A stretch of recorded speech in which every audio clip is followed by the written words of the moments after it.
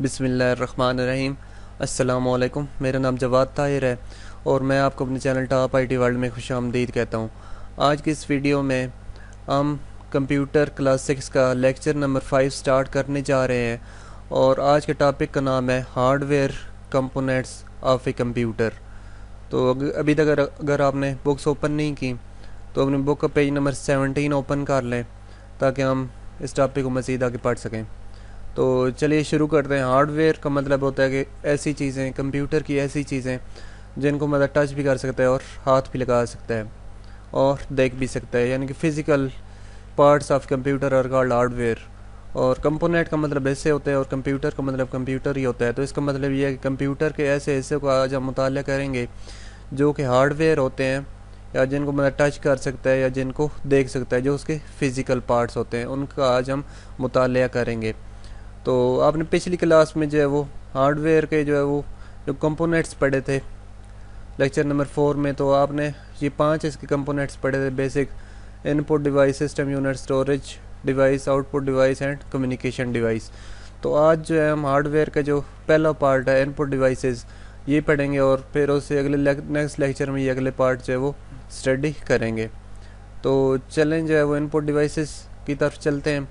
Input devices ऐसी devices होती हैं कि जिनके ज़रिए से हम कंप्यूटर के अंदर जो है वो डेटा या इंस्ट्रक्शन सेंड करते हैं।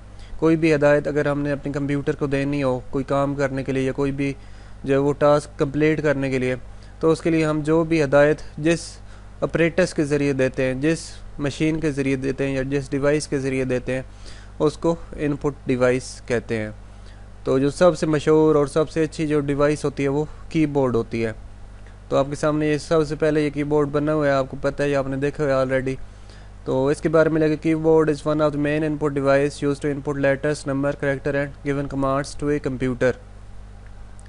तो कंप्यूटर के अंदर जो भी हमने टाइपिंग करनी हो, फ़र्ज़ किया आप जो है आपके हाथ में जो क्लास 6 की बुक है ये किस तरीके से लिखी गई है, ये कीबोर्ड के ज़रिए से लिखी गई है। क्योंकि आपको पता है कीबोर्ड पर अल्फ़ाबेट्स भी होते हैं, नंबर्स भी होते हैं और सिंबल्स भी, और हर तरह के डिफरेंट करेक्टर्स भी होते हैं।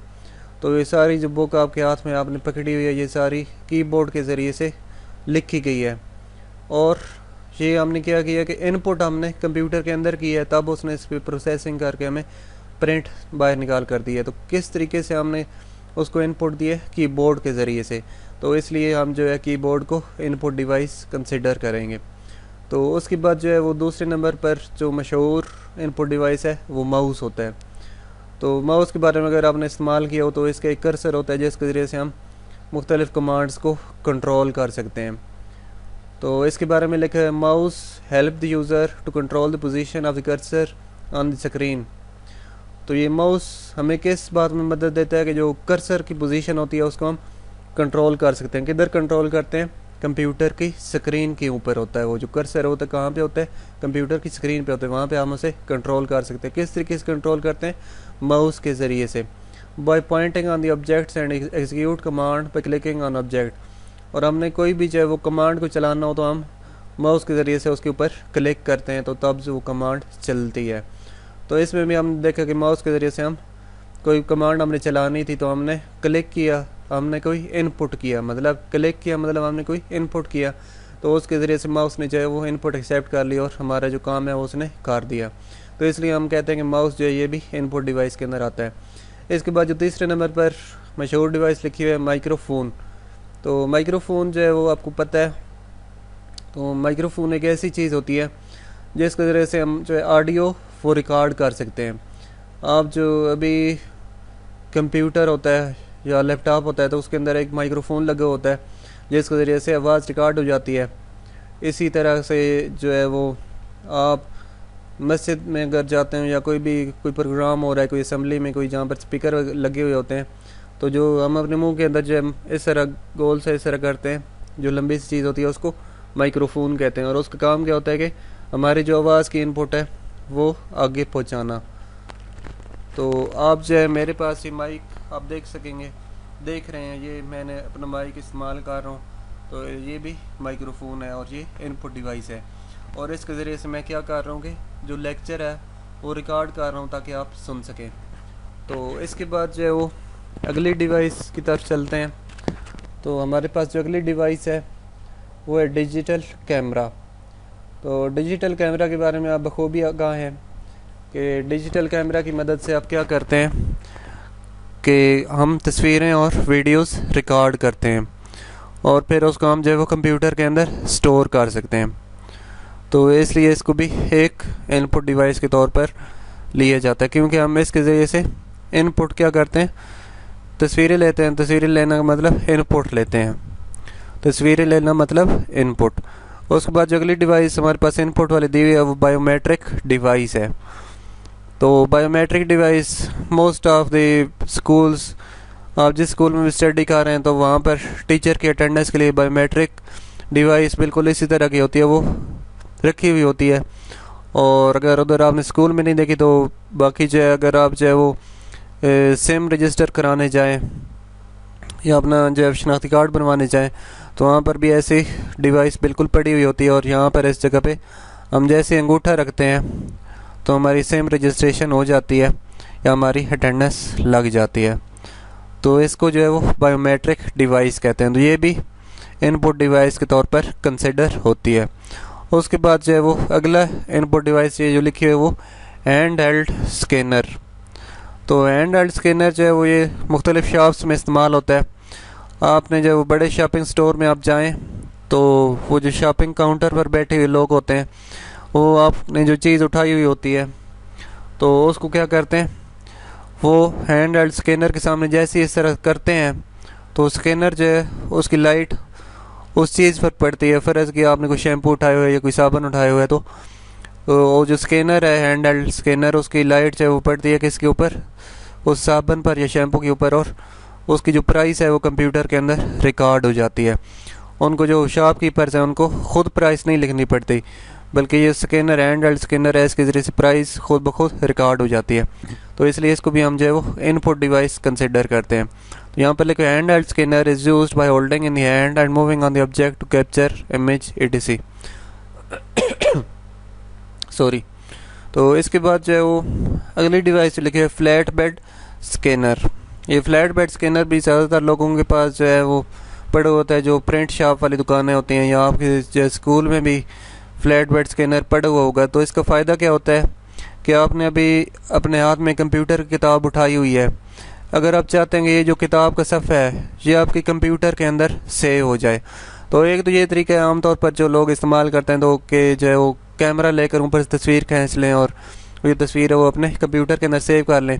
लेकिन होता ये है कि जब हम कैमरे की मदद से या अपने मोबाइल के कैमरे की मदद से तस्वीर लेते हैं तो इतनी साफ शफाफ नहीं आती, इतनी पढ़ी नहीं जा सकती उसे।